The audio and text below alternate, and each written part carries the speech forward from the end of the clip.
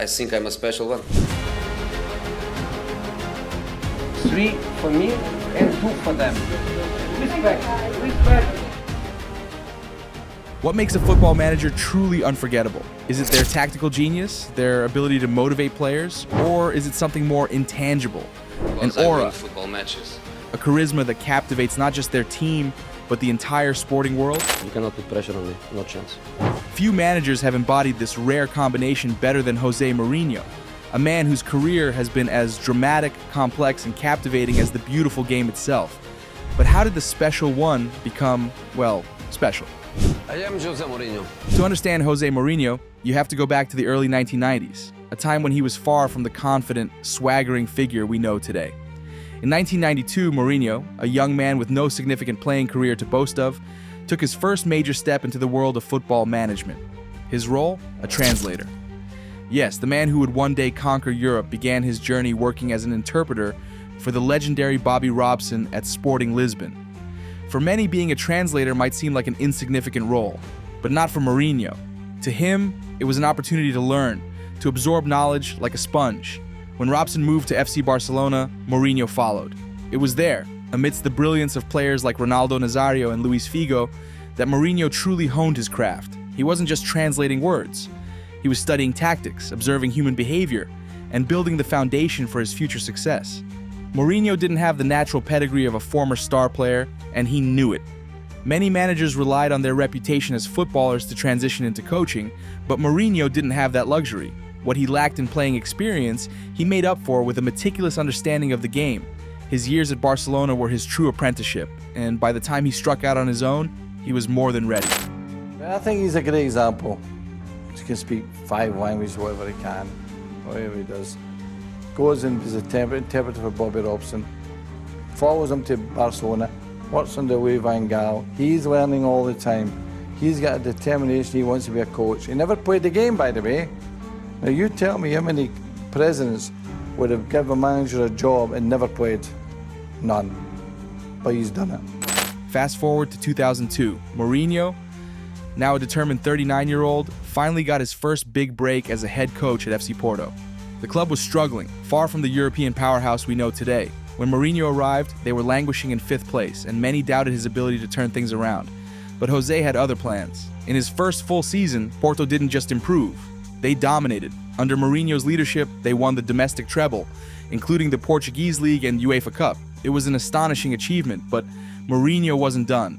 The following year, he led Porto to the pinnacle of European football, the Champions League title.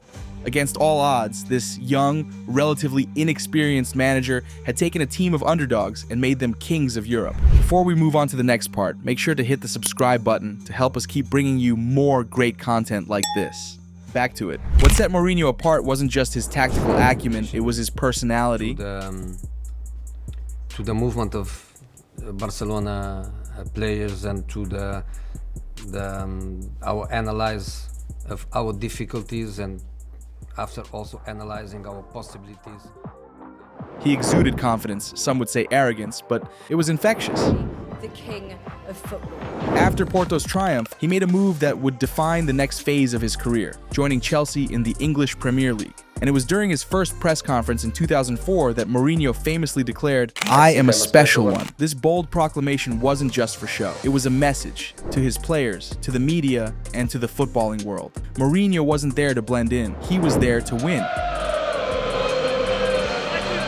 And win he did. In his first 2 seasons at Chelsea, Mourinho led the club to back-to-back Premier League titles, ending their 50-year league title drought. His tactical brilliance, combined with his larger-than-life personality, revolutionized English football. Chelsea fans adored him, and his players would have done anything for him. As one put it, "I would leave that pitch in a coffin for Mourinho." Mourinho's charisma extended beyond the dressing room. He was a master of the media, using press conferences as a stage to deliver fiery sound bites and mind games. Whether he was defending his team, challenging the referees, or taking shots at rival managers, Mourinho made headlines like no other. He wasn't just a manager, he was a showman. But Mourinho's journey was never going to be a smooth one. His tenure at Chelsea ended abruptly in 2007 after tensions with the board. It's over. Many believed he still had unfinished business at the club, but Mourinho wasn't one to dwell on the past. After a brief hiatus, he resurfaced in Italy with Inter Milan. It was here that he solidified his legacy as one of the greatest managers of all time. In 2010, Mourinho guided Inter to an unprecedented treble, winning the Serie A, Coppa Italia, and Champions League. Along the way, he orchestrated a legendary semi-final victory over Barcelona, a personal triumph against the club that had once rejected him. His tactical masterclass in that campaign, particularly his defensive setup against Barcelona, showcased his ability to outthink even the most formidable opponents. It wasn't always pretty, but it was effective. For Mourinho, winning was the ultimate beauty.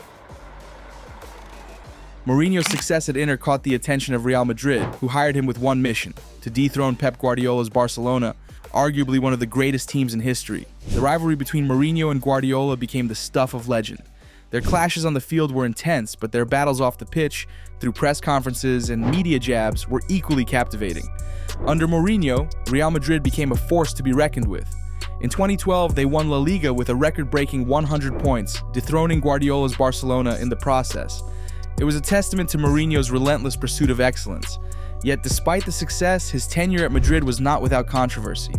His fiery personality and confrontational style often put him at odds with players and the media. By the end of his time there, the relationships had frayed and Mourinho moved on. The next chapter of Mourinho's career saw him return to Chelsea in 2013. This time, he called himself the happy one.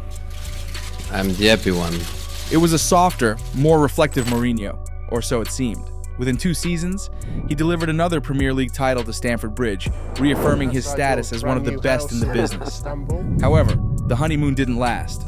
By 2015, Chelsea were struggling, and Mourinho's third season syndrome struck again. His fiery demeanor returned, and his relationship with the board and players deteriorated. Chelsea parted ways with him once more. In 2016, Mourinho took on the challenge of managing Manchester United.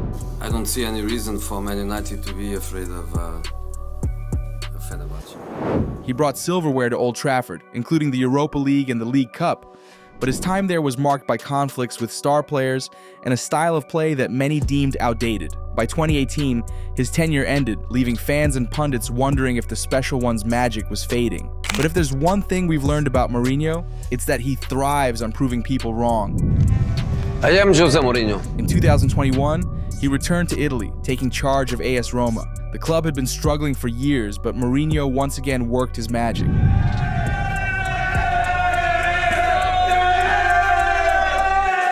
In his first season, he led Roma to their first European trophy in over 6 decades, winning the UEFA Conference League. The scenes of Mourinho celebrating with Roma fans were a reminder of why he remains one of the most compelling figures in football. So, what makes José Mourinho the most entertaining manager sports has ever seen? Is it his trophies, his tactical brilliance, or his unforgettable press conferences and mind games? Perhaps it's all of these things combined with an indefinable charisma that makes him impossible to ignore. Mourinho isn't just a manager, he's a storyteller, a showman, and a symbol of the beautiful game's drama and unpredictability. With that said, thanks for watching, and until next time.